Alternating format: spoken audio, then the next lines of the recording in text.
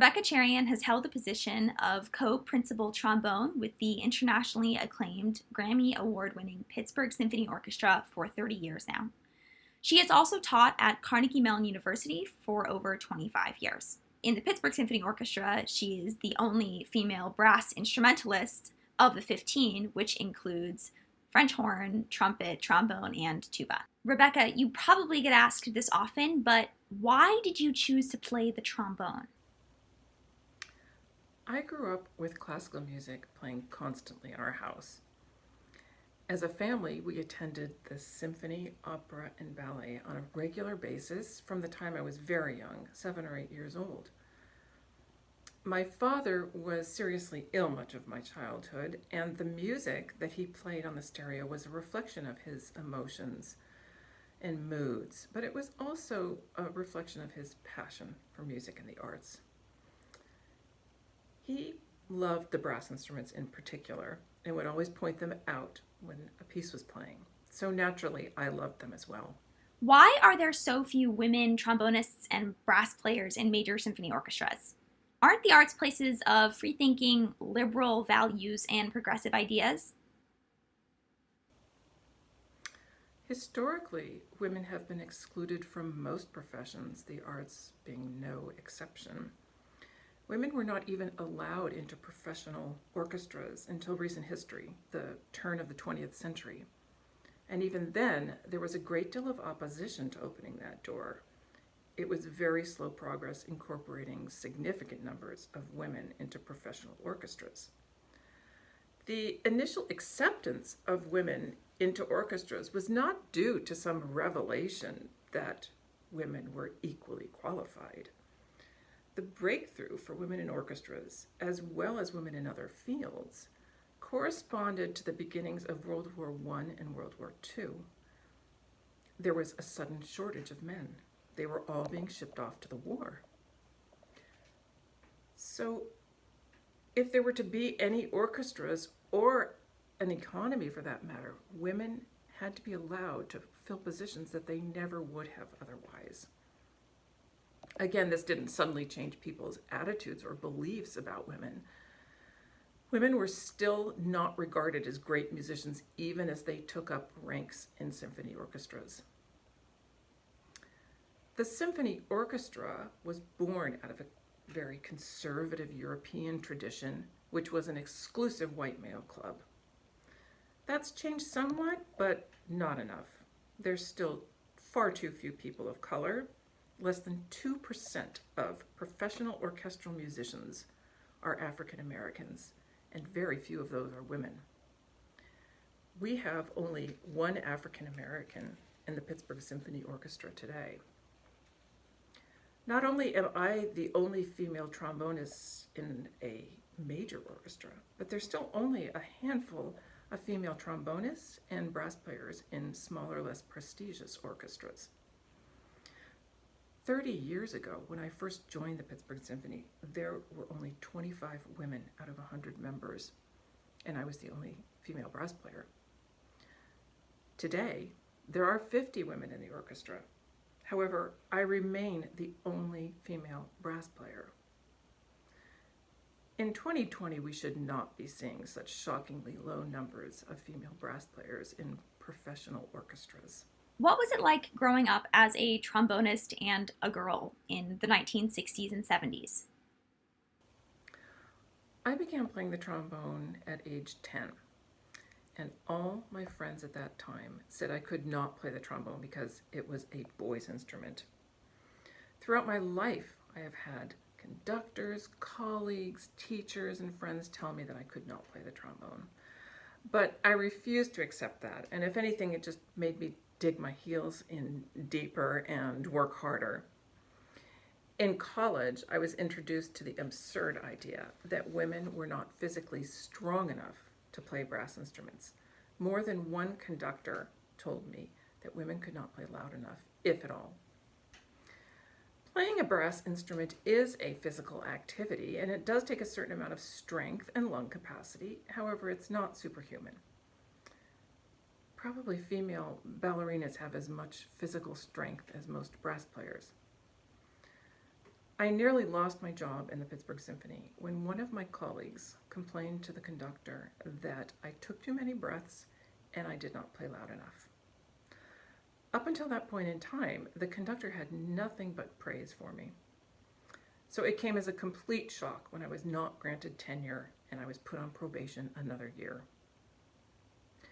There is a double standard here about lung capacity and physical strength when it concerns men and women. Arnold Jacobs was a world-renowned tuba player of the Chicago Symphony for 44 years. He was a guru and pedagogue of air and breathing. Not only did brass players come from all over to study with him, but also woodwind players and vocalists. Tuba is an enormous instrument and very demanding air-wise, and yet because of childhood illnesses, Mr. Jacobs had the air capacity of a man with only one lung. Overcoming that limitation was a badge of honor for him.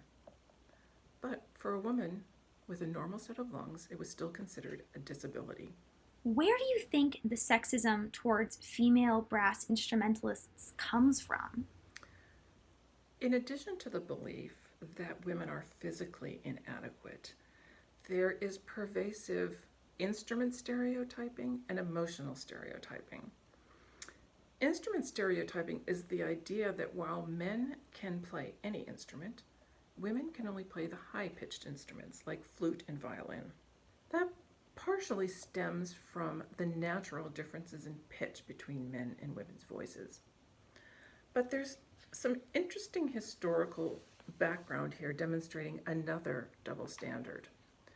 In the early 17th century, unusually high male voices were so esteemed and coveted that talented young male vocalists were castrated in order to ensure their voices would remain high for the rest of their lives. Fortunately, that practice stopped after 200 years, but high male voices remained valued and desirable. On the other hand, unusually low women's voices have not been held in high esteem. Emotional stereotyping is the idea that men and women have different emotions. Women have always been defined as sweet, pretty, gentle, and men have been more defined by their feelings of aggression and strength. However, women can be strong, powerful, and aggressive. Those are human emotions, not exclusively male, even though we've been told time and time again otherwise. Women have been denied access to positions of power and leadership throughout our society because we have not been allowed to feel or have those emotions. It's not been acceptable for women brass players because the brass instruments express power through loud and aggressive sounds and playing. One trombone can overpower an entire string section.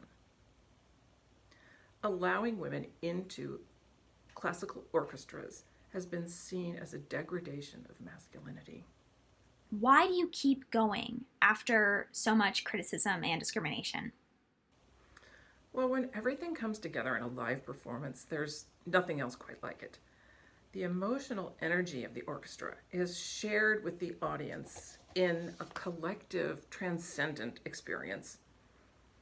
But it's only been in the past 10 or 15 years that I have really been able to enjoy playing great music in a great orchestra, rather than just fighting and defending my right to be here as a female trombonist. There's something still very wrong going on when I am the only female trombonist to make it this far in the professional world. I should not have to give special instructions to my young female students at Carnegie Mellon University about sexism at auditions and discrimination on the job. My young students today will most likely still be working in a sea of men, some of whom will be questioning and challenging their authority as great musicians. As female brass players, we experience the same thing as many other women in high-level positions in male-dominated fields, in that Getting hired is just the beginning of the fight. Keeping your job is yet another. Studies have shown that women in the STEM fields are twice as likely as men to leave their jobs once they have them. And this has been attributed to sexism and discrimination on the job. Where would you like to see the classical music industry in the future? Classical music is a microcosm of society at large.